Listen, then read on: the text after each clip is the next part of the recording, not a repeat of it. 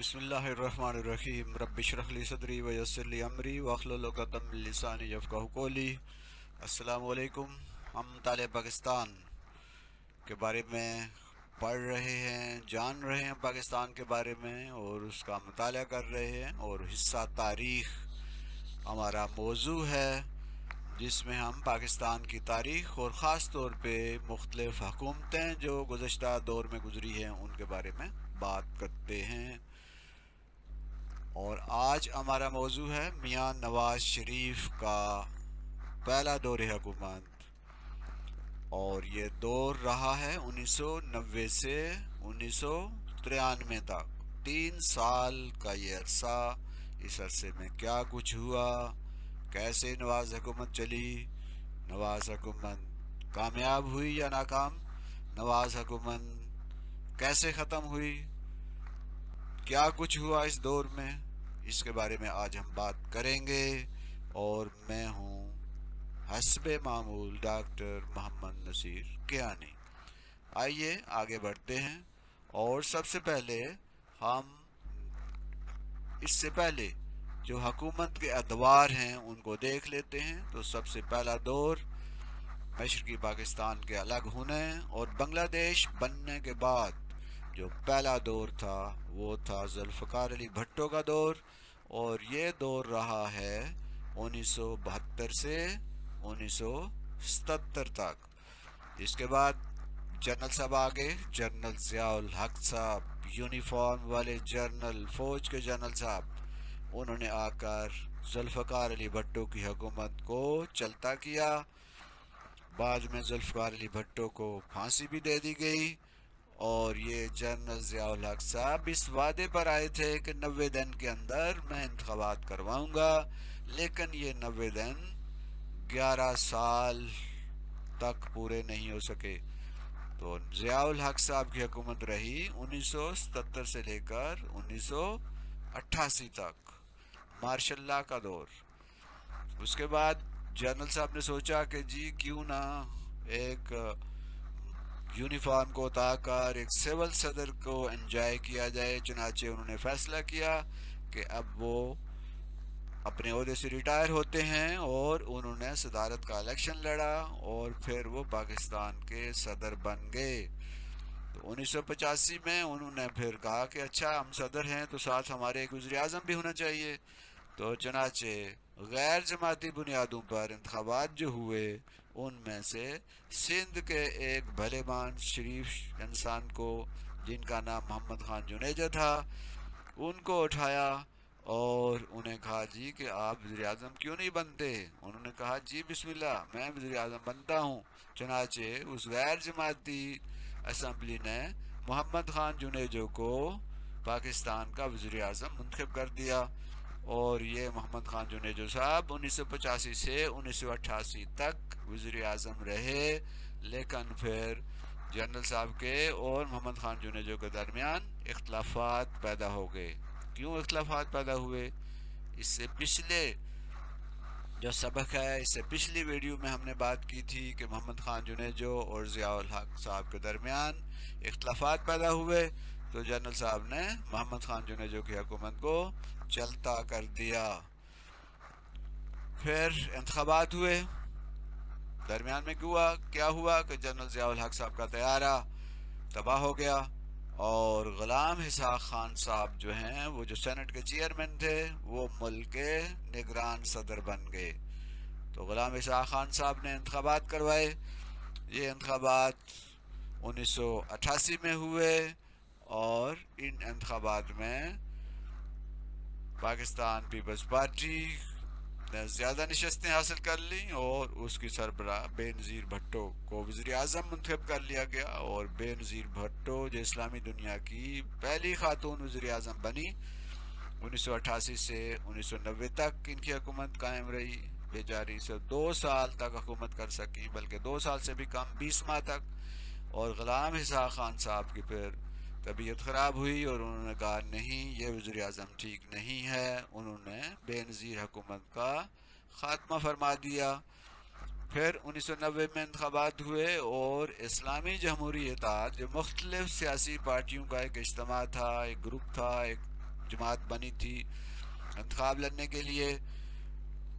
اس کے جو سربراہ تھے میاں نواز شریف، ان کی اسلامی جمہوریت نے سب سے زیادہ نشستیں حاصل کی. تو میاں نواز شریف صاحب پاکستان کے وزیر اعظم بن گئے، اور یہ 1990 میں انہوں نے وزیر اعظم کا عہدہ سنبھالا. لیکن یہ بیچارے بھی صرف 3 سال ہی حکومت کر سکے، اور 1993 میں ان کی بھی چھٹی کر دی گئی. میاں نواز شریف کا جو پہلا دور تھا، میاں نواز شریف پاکستان میں 3 دفعہ وزیر اعظم رہے. تو ہم بات کر رہے ہیں پہلے دور کی، جو کہ تھا 1990 سے 1993 تک کا دور. اس دور میں کیا ہوا تھا؟ بینظیر بھٹو کی حکومت ختم ہو گئی، 1990 کے انتخابات ہوئے، اور ان انتخابات میں قومی اسمبلی میں اسلامی جمہوریت نے سب سے زیادہ نشستیں حاصل کر لی. تو قومی اسمبلی میں جس کی نشستیں زیادہ ہوتی ہیں اسی کا وزیر اعظم بھی ہوتا ہے. چنانچہ اس اسلامی جمہوریت نے 1990 میں سب سے زیادہ نشستیں حاصل کی. ان انتخابات کے نتائج کچھ اس طرح تھے. اسلامی جمہوریت نے 106 نشستیں حاصل کی قومی اسمبلی میں، جبکہ پیپلز ڈیموکریٹک الائنس جو ہے، جو پیپلز پارٹی اور اس کے اتحادی جماعتیں تھیں، انہوں نے 44 نشستیں حاصل کی. پھر حق پرست گروپ کراچی حیدرآباد میں اس نے 15 نشستیں حاصل کی. جمعیت العلماء اسلام فضل الرحمان گروپ، انہوں نے 6 نشستیں حاصل کی. عوامی نیشنل پارٹی یہ بھی 6 نشستیں حاصل کرنے میں کامیاب رہی. اور جمعیت العلماء پاکستان نورانی گروپ، اس نے 3 نشستیں حاصل کی. پاکستان نیشنل پارٹی نے 2 نشستیں حاصل کی. جمہوری وطن پارٹی، اس نے بھی 2 نشستیں حاصل کی. پھر پختونخوا ملی عوامی پارٹی، اس نے صرف 1 نشست حاصل کی. آزاد امیدوار 22 کامیاب ہوئے. تو یہ تھا 1990 کے انتخابات کا نتیجہ، جس میں سب سے زیادہ نشستیں حاصل کرنے والی جماعت اسلامی جمہوریت تھی، جس نے 106 نشستیں حاصل کی. اس طرح اسلامی جمہوریت نے میاں نواز شریف کو اپنا لیڈر اسمبلی میں منتخب کیا، اور اس طرح میاں نواز شریف جو ہے وہ پاکستان کے وزیر اعظم بن گئے. نومبر 1990 میں انہوں نے بطور وزیر اعظم حلف اٹھایا. میاں نواز شریف نے ملک کی بہتری کے لیے بہت سے اقدامات کیے، جن میں سے چند ایک کا ذکر یہاں ہم کریں گے. یہ پہلا دور تھا. میاں نواز شریف کی حکومت کے 3 ادوار گزرے ہیں، تو یہ سب سے پہلا دور ہے. اس پہلے دور میں زرعی پالیسی کا اعلان کیا گیا، نجکاری کمیشن بنایا گیا، صوبوں کے درمیان پانی کی تقسیم کا جو مسئلہ ہے اس کو حل کیا گیا اور ایک معاہدہ طے پایا. بیت المال کا قیام عمل میں لایا گیا.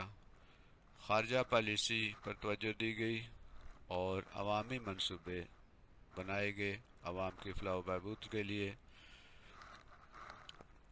صنعتی اصلاحات کی گئی اس دور میں، زرعی اصلاحات بھی ہوئی، تعلیمی اصلاحات پر بھی کام ہوا، صحت سے متعلق جو اصلاحات تھیں ان پر بھی کچھ نہ کچھ کام ہو سکا. معاشرتی اصلاحات بھی کی گئی، اور معاشی اصلاحات پر بھی توجہ دی گئی. آئینی اصلاحات بھی کی گئی، اور انتظامی اصلاحات بھی اس دور میں کی گئی. مختصر سا دور تھا جس میں مختلف شعبوں میں کام کرنے کی کوشش کی گئی، لیکن حکومت کو حسب معمول اس سے پہلے جو سول حکومتیں تھیں ان کو بہت کم وقت ملا. تو میاں نواز شریف کی حکومت کو بھی صرف 3 سال کا عرصہ ملا. کچھ شروعات ہوئی. اب ان کے بارے میں ہم فرداً بات کریں گے. سب سے پہلے نجکاری کمیشن کا قیام. ہم جانتے ہیں کہ ذوالفقار علی بھٹو نے اپنے دور میں قومی جو صنعتیں تھیں ان کو قومی تحویل میں لے لیا. اس سے کچھ فوائد بھی حاصل ہوئے، لیکن زیادہ نقصان ہوا. نجکاری کا مطلب کیا ہوتا ہے؟ نجکاری کا مطلب ہوتا ہے نجی ملکیت، یعنی ذاتی ملکیت.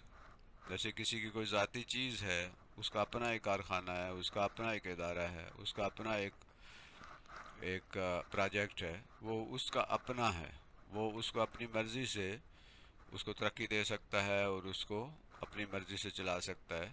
تو نجی ملکیت کا مطلب ہوتا ہے ذاتی ملکیت، پرائیویٹ ملکیت، جس میں حکومت کا کوئی عمل دخل نہیں ہوتا۔ تو ذوالفقار علی بھٹو نے اپنے دور میں پاکستان کی اہم صنعتیں جو تھیں اور کارخانے جو تھے وہ حکومت نے اپنی تحویل میں لے لیے تھے۔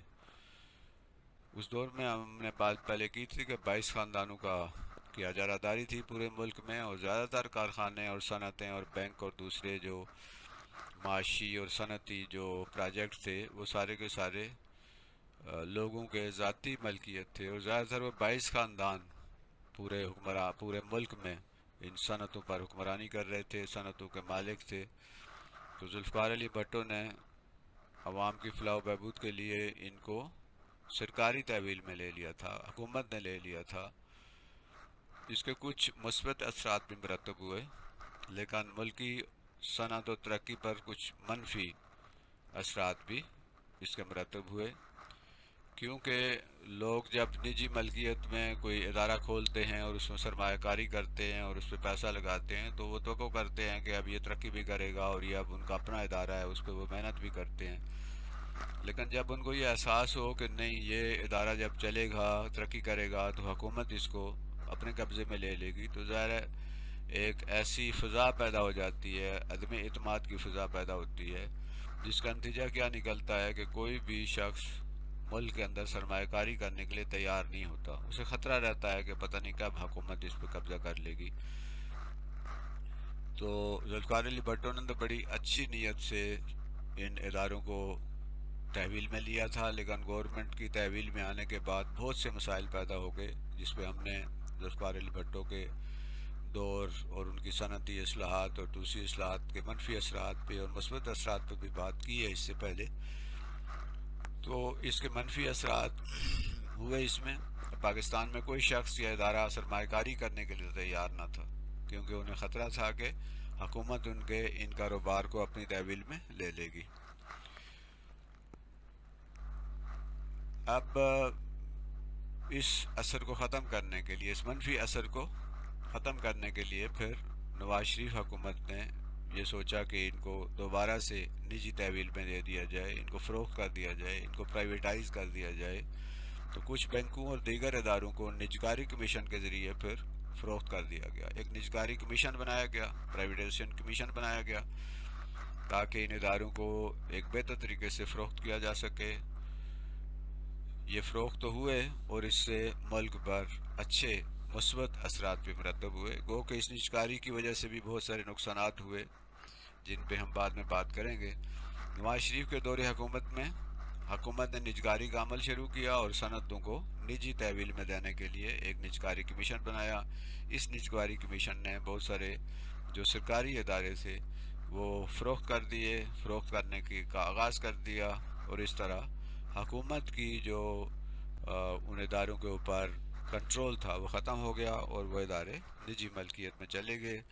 اس کے بھی فائدے ہوئے، گو کہ اس کے کچھ نقصانات بھی ہوئے۔ پرائیویٹ شعبوں میں بینک قائم کرنے کی حوصلہ افزائی بھی کی گئی کہ جی آپ بینک اور دوسرے ادارے جو ہیں وہ قائم کر سکتے ہیں پرائیویٹ میں، اسی طرح ادارے جو ہیں تعلیمی ادارے خاص طور پہ وہ پرائیویٹ کھول سکتے ہیں۔ تو یوں ایک نجکاری کا عمل جو ہے وہ شروع ہوا اور حکومت نے اپنے ادارے جو ہیں رول بیک کرنے شروع کر دیے۔ دوسرا ایک اہم کام جو ہوا وہ نواز شریف حکومت میں کہ پاکستان کے چاروں صوبے جو ہیں اس میں پانی کی تقسیم کا ایک بڑا مسئلہ تھا، ایک تنازعہ تھا۔ دریائے سندھ کا پانی جو ہے اس کو کیسے تقسیم کیا جائے، ہر صوبہ یہ کلیم کرتا تھا کہ میرا حصہ جو بنتا ہے وہ مجھے نہیں مل رہا۔ تو اس تنازع کو حل کرنے کے لیے نواز شریف حکومت نے چاروں صوبوں کے جو وزرائے اعلیٰ تھے ان کا ایک میٹنگ کی، اور اس طرح ان کے درمیان ایک معاہدہ کروایا گیا۔ تو چاروں صوبوں کا اس طرح یہ ایک پرانا جو ایک تنازع چلا آ رہا تھا، ایک جھگڑا چل رہا تھا صوبوں میں پانی کی تقسیم کا، وہ تنازع خوش اسلوبی سے ختم ہو گیا۔ خارجہ پالیسی میں نواز شریف حکومت نے کچھ مثبت تبدیلیاں کی، جیسے نواز حکومت جو ہے اس نے خارجہ پالیسی میں کئی مثبت تبدیلیاں کی، جیسے افغانستان جو ہے اس میں مختلف گروپ آپس میں لڑ رہے تھے، اس لڑائی کو ختم کرنے کے لیے اور ان کے درمیان صلح صفائی کروانے کے لیے حکومت نے کوشش کی کہ یہ متحرک گروپ جو ہیں جو آپس میں لڑ رہے ہیں ان کے درمیان صلح کروائی جائے تاکہ افغانستان میں امن ہو، اور افغانستان میں امن کا مطلب پھر پاکستان میں امن ہوگا، کیونکہ وہاں جب گروپوں کی لڑائی ہوتی تھی تو وہاں سے لوگ ہجرت کر کے پاکستان میں آتے تھے اور پاکستان کے لیے بہت سے مسائل پیدا ہوتے تھے۔ تو ہمارا قریب ترین جو مغربی ہمسایہ ہے افغانستان، اس میں کوشش کی گئی کہ جو مختلف گروپ آپس میں لڑ رہے ہیں ان گروپوں کو آپس میں متحد کیا جائے، ان کے درمیان صلح صفائی کروائی جائے۔ دوسرا جو مسئلہ جس پہ توجہ دی گئی وہ مسئلہ کشمیر تھا، ہندوستان اور پاکستان کے درمیان۔ جب سے پاکستان اور ہندوستان بنے ہیں یہ مسئلہ کشمیر ایک بہت بڑا پرابلم تھا، ابھی تک یہ چلا آ رہا ہے۔ تو اس کو حل کرنے کے لیے بھارت کو مذاکرات کی دعوت دی گئی کہ ہم بیٹھیں اور مذاکرات کے ذریعے اس مسئلے کو حل کریں۔ لیکن اسی دوران بھارت میں ایک واقعہ ہوا، وہ ہے بابری مسجد کا واقعہ، جس میں ہندوؤں نے بابری مسجد کو گرا کر اس کی جگہ مندر تعمیر کرنے کی کوشش کی گئی۔ نواز شریف حکومت نے اس کے خلاف قومی اسمبلی میں ایک قرارداد مذمت منظور کی کہ یہ درست نہیں ہے، بابری مسجد بہت پرانی مسجد ہے، اس کو نہ گرایا جائے۔ تو اس سے پاکستان اور ہندوستان کے درمیان ایک تعلقات کی خرابی بھی ہوئی اس سے۔ بہرحال بابری مسجد گرا دی گئی اور اس کی جگہ مندر جو ہے تعمیر کرنے کا منصوبہ بنایا گیا۔ امریکہ کے ساتھ پاکستان کے جو تعلقات پچھلے دور میں خراب ہوئے تھے، تو نواز شریف حکومت نے امریکہ اور دنیا کے دیگر ممالک کے ساتھ اپنے تعلقات بہتر کرنے کی کوشش کی، ایک اچھا اقدام تھا۔ اس کے بعد امریکہ نے عراق پر حملہ کر دیا۔ یہ وہ دور تھا جب امریکہ جو ہے وہ ہمارے اسلامی ممالک کو سبوتاژ کر رہا تھا۔ پہلے ایران اور امریکہ کے درمیان جنگ ہوتی رہی اور جب عراق کمزور ہو گیا تو امریکہ نے بہانہ بنایا کہ وہاں پر ایسا اسلحہ موجود ہے جو نیوکلیئر ہے اور جو کیمیکل ہے، اس کو بہانہ بنا کر امریکہ نے عراق پر حملہ کر دیا۔ اصل میں امریکہ نہیں چاہتا کہ کوئی بھی مسلمان ملک طاقتور ہو، تو عراق ظاہر ہے کہ صدام حسین کے حکومت میں خاصا مضبوط ہو گیا تھا، تو اس کے عراق کو ختم کرنے کے لیے اور وہاں اپنی مرضی کی حکومت لانے کے لیے امریکہ نے عراق پر حملہ کر دیا۔ ظاہر ہے کہ عراق اسلامی ملک تھا، لیکن پاکستان نے اس میں الجھنے کے بجائے محتاط رویہ اختیار کیا، یعنی ایک نیوٹرل پالیسی اختیار کی، اور یہ جو ہے اس کی پالیسی امریکہ کے ظاہر ہے کہ حق میں تھی۔ امریکہ کو خفا نہیں کرنا چاہتا تھا پاکستان امریکہ کے خلاف، اور امریکہ اور عراق کی جو جنگ تھی جس میں پاکستان جو ہے محتاط رویہ اس نے اپنایا۔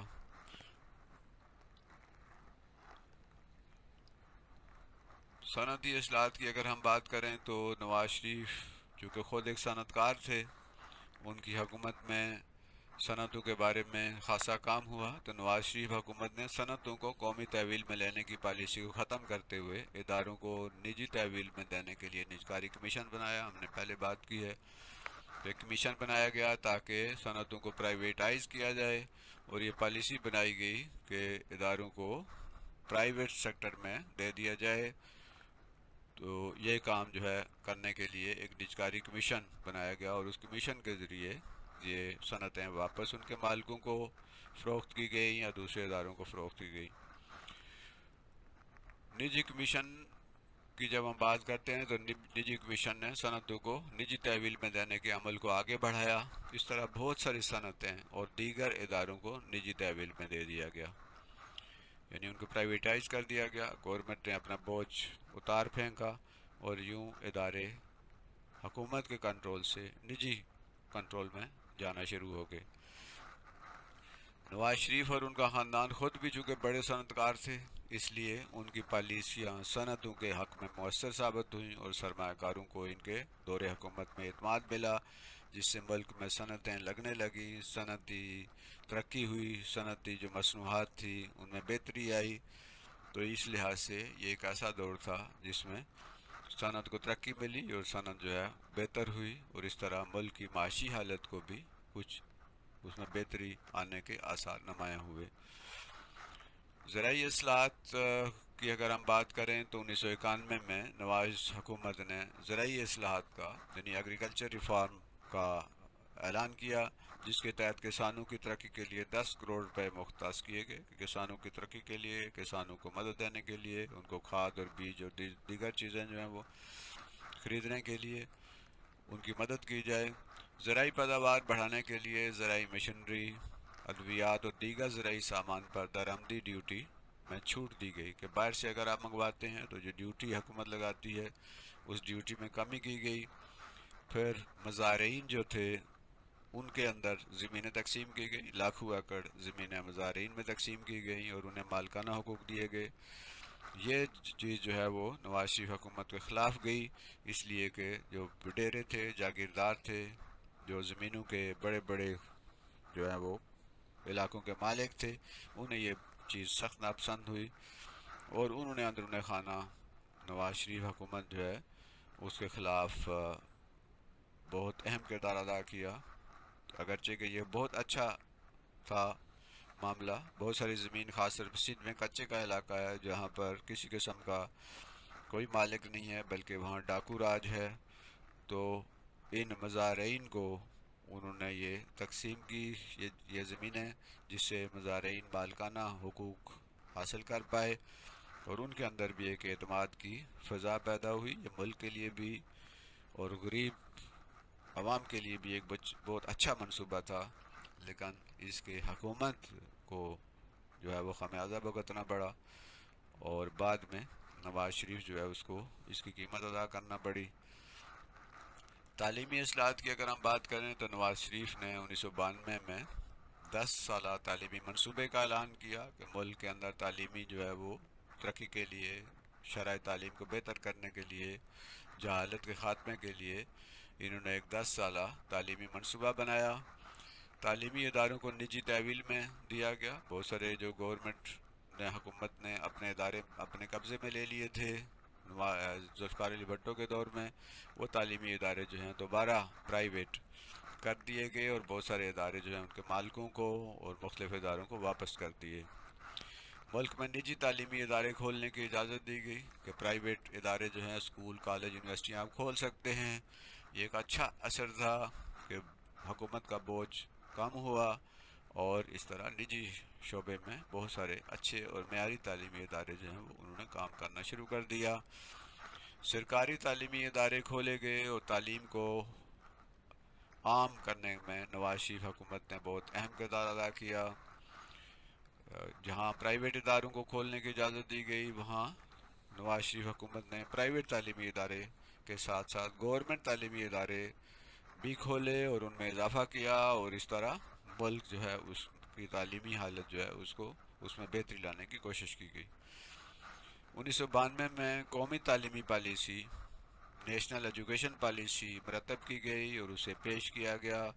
اس کا مقصد یہ تھا کہ تعلیم جو ہے بہتر کی جا سکے، اور پالیسی بنائی گئی جو 1992 میں بنائی گئی، لیکن یہ حکومت اس پر عمل نہیں کر سکی کیونکہ ابھی یہ پالیسی بنی ہی تھی کہ کچھ ہی عرصے کے بعد نواز حکومت کو ختم کر دیا گیا، برخاست کر دیا گیا، اور جو نئی حکومت آئی اس نے اس پالیسی کو بھی پھر رول بیک کر دیا۔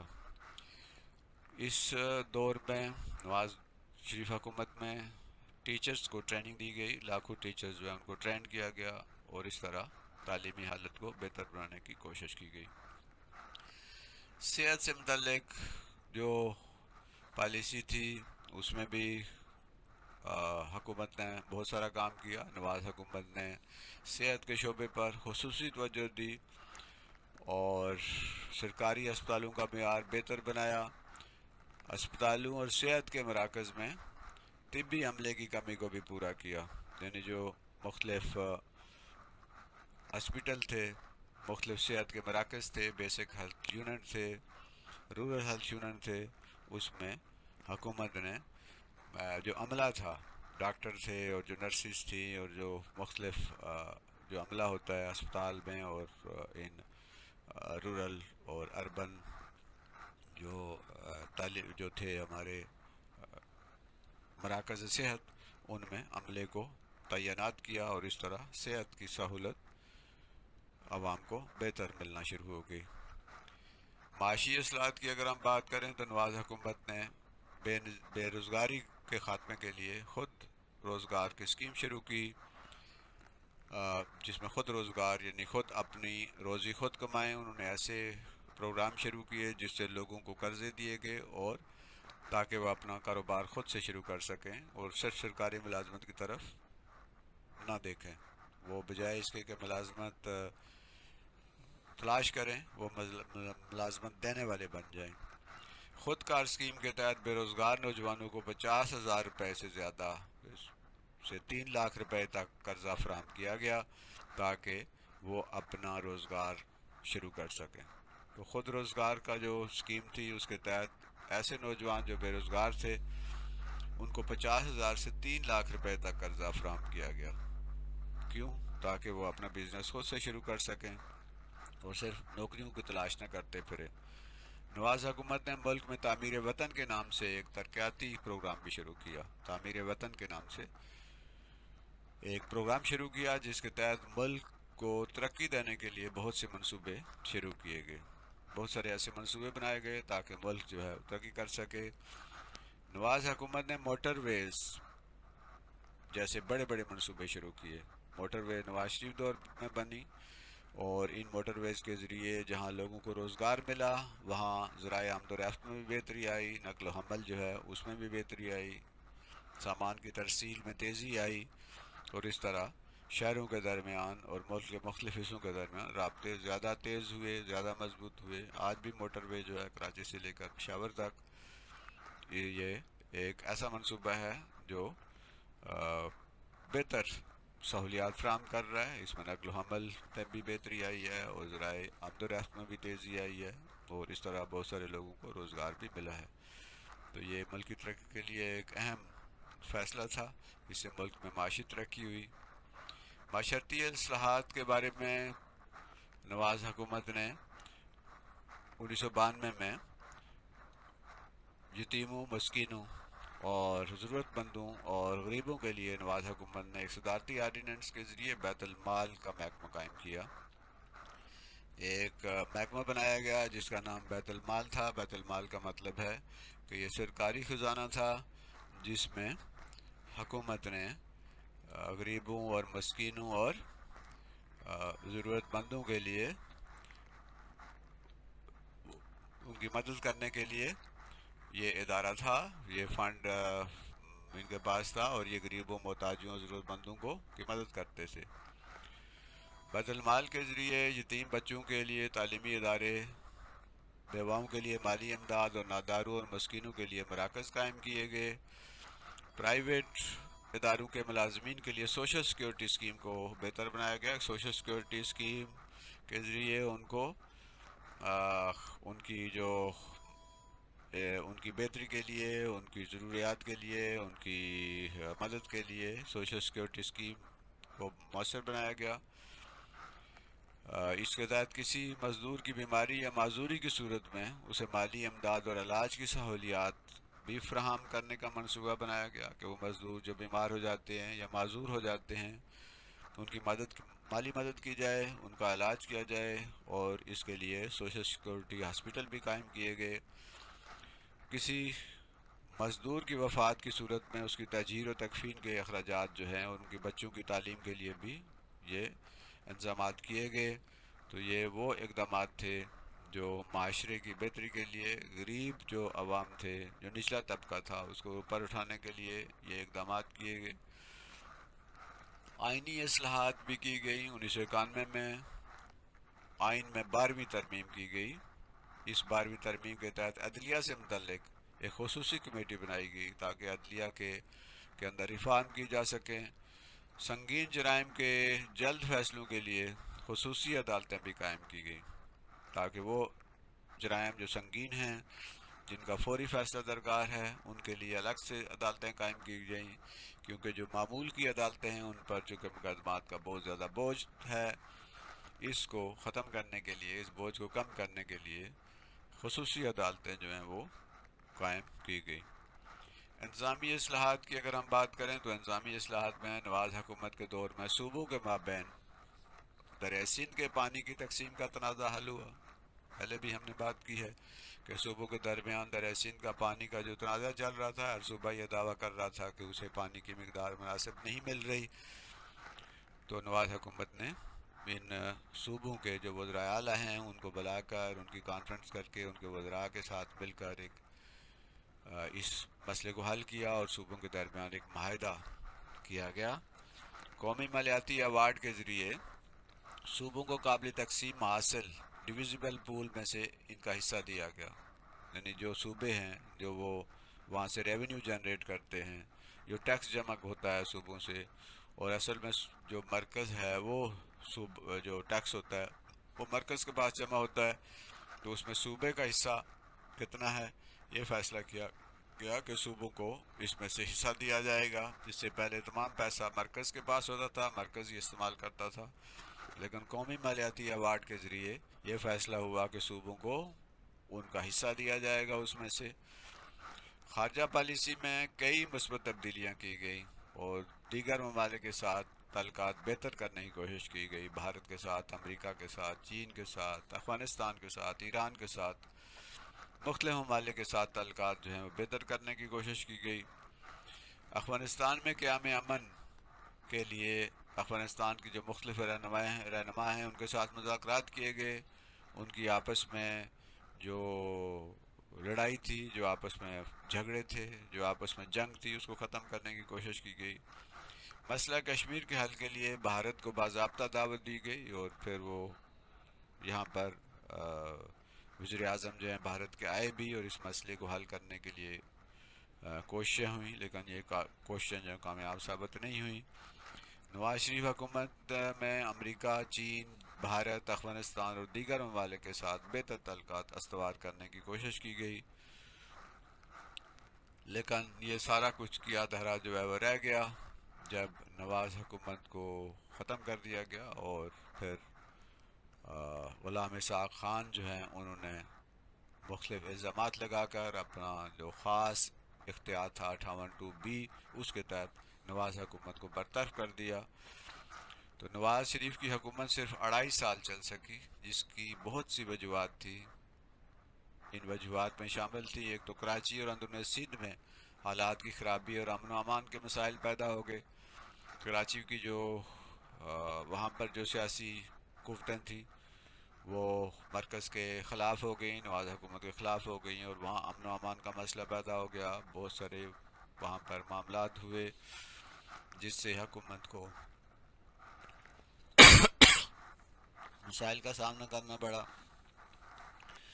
وزیر اعظم نواز شریف اور صدر اسحاق کے درمیان تعلقات کی خرابی پیدا ہو گئی، ان کے تعلقات خراب ہو گئے اور ان تعلقات کی خرابی نے پھر وزیر اعظم کی حکومت کو بالآخر چلتا کیا۔ ملک میں سیاسی کشمکش اور سیاسی جو رہنماؤں کی ایک دوسرے کو برداشت کرنے کی صلاحیت میں کمی تھی، تو یہ ہمارا المیہ رہا ہے کہ سیاسی حکومت جو ہے، سیاسی حکمران، سیاسی رہنما ایک دوسرے کو برداشت نہیں کرتے، ایک دوسرے کی مخالفت کرتے ہیں، ایک دوسرے کی ٹانگیں کھینچتے ہیں، تو جس سے کیا ہوا کہ آپس میں مسئلے پیدا ہونے شروع ہو گئے۔ ملک میں جمہوری رویوں کی کمی، جمہوریت کی کامیابی کے لیے جمہوری رویے چاہیے ہوتے ہیں، تو ان جمہوری رویوں کی کمی پیدا ہوئی اور ایک دوسرے کو برداشت کرنے کی جو صلاحیت ہے اس میں کمی ہوئی۔ مفاد پرست ٹولے جو ہیں پاکستان میں ہیں، وہ مختلف مفاد پرست ادارے بھی ہیں، مختلف مفاد پرست جماعتیں بھی ہیں، مختلف مفاد پرست لوگ بھی ہیں، یہ ان کے اپنے مفادات ہوتے ہیں اور یہ اپنے مفادات کے لیے ملک کے مفادات کو قربان کر دیتے ہیں، تو یہ ملکی مفادات کے خلاف کام کرنے والے لوگ بھی جو ہیں حکومت کے خلاف ہو گئے. خود حکومت کے اندر بھی اس طرح کے لوگ موجود تھے. تو اس مفاد پرستی کی اس چیرہ دستی نے اور مفاد پرستوں کی ان کارروائیوں نے بھی نواز شریف حکومت کو کمزور کیا اور بالآخر اسے ختم کر دیا گیا. آئین میں 58(2)(b) کے تحت صدر کو جو اختیارات حاصل ہوتے ہیں اس وقت جو حاصل تھے ان کو استعمال کرتے ہوئے صدر غلام اسحاق نے اسمبلیوں کو توڑ دیا اور وزیر اعظم اور اس کی حکومت کو ختم کر دیا اپنے لامحدود اختیارات کو استعمال کرتے ہوئے. تو یہ وہ معاملات تھے جس کی بنا پر بالآخر جو ہے وہ نواز شریف کی حکومت جو ہے اس کو ختم ہونا پڑا اور اسے گھر جانا پڑا. نواز شریف کی حکومت کی برطرفی کے بعد اپریل 1993 میں غلام اسحاق نے آئین کی شق 58(2)(b) کے تحت حکومت کو برطرف کر دیا. نواز شریف کی حکومت صرف 2.5 سال چل سکی اور نواز شریف حکومت کو ختم کرنے کے بعد بلخ شیر مزاری کو نگران وزیر اعظم بنا دیا گیا. بلخ شیر مزاری جو ہیں وہ وزیر اعظم بنے لیکن بعد میں پھر نواز حکومت جو ہے وہ گئی کورٹ میں. تو نواز شریف نے اپنی حکومت کے خاتمے کے خلاف سپریم کورٹ میں اپیل دائر کی تو سپریم کورٹ نے ان کی حکومت کو بحال کر دیا کہ نہیں یہ جو صدر کا اقدام تھا یہ صحیح نہیں تھا. لیکن حکومت تو بحال ہو گئی لیکن غلام اسحاق اور نواز شریف کے درمیان جو اختلافات تھے وہ ختم نہیں ہو سکے.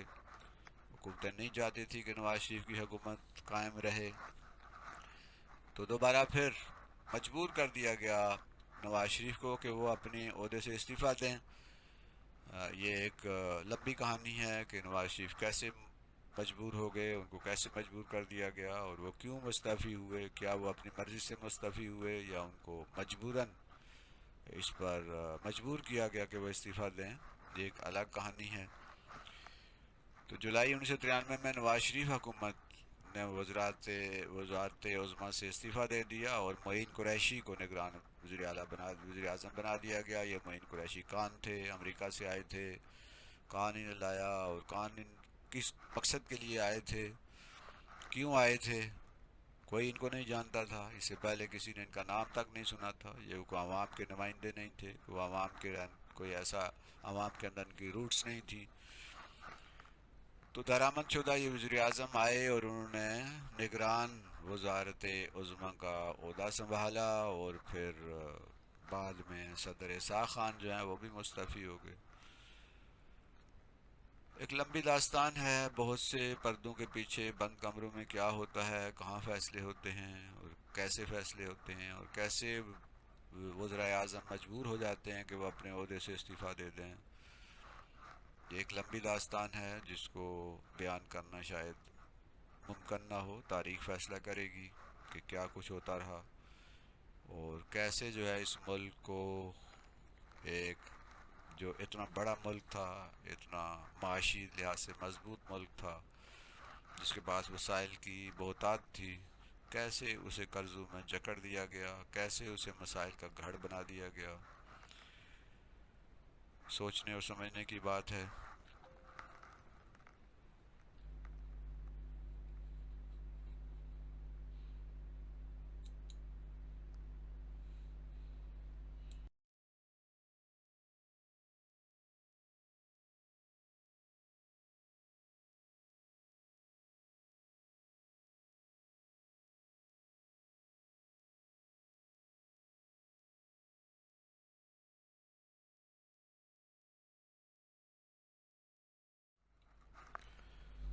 آپ کا بہت شکریہ. سبق کو توجہ اور دلچسپی سے دیکھنے اور سننے کا شکریہ. یہ یوٹیوب چینل تعلیم منزل ہے. اس کا مقصد تعلیم اور تعلم ہے. اس کا مقصد تعلیم و تربیت ہے. اس کا مقصد ہماری نئی نسل کو پاکستان کی تاریخ سے آگاہ کرنا ہے. یہ چینل صرف اور صرف تعلیمی چینل ہے.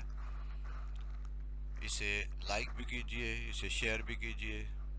اگر ابھی تک آپ نے اسے سبسکرائب نہیں کیا تو سبسکرائب بھی کیجئے اور اسے دوسروں کے ساتھ شیئر کیجئے تاکہ یہ چینل زیادہ سے زیادہ لوگوں تک پہنچ سکے اور ہم پاکستان کے بارے میں بہتر طریقے سے جان سکیں. اس چینل میں فزکس، کیمسٹری، بائیو، سیوکس، اسلامیات اور بہت سارے دیگر موضوعات پر بات ہوتی ہے. آپ کا ایک بار پھر شکریہ. اللہ حافظ. پاکستان زندہ باد.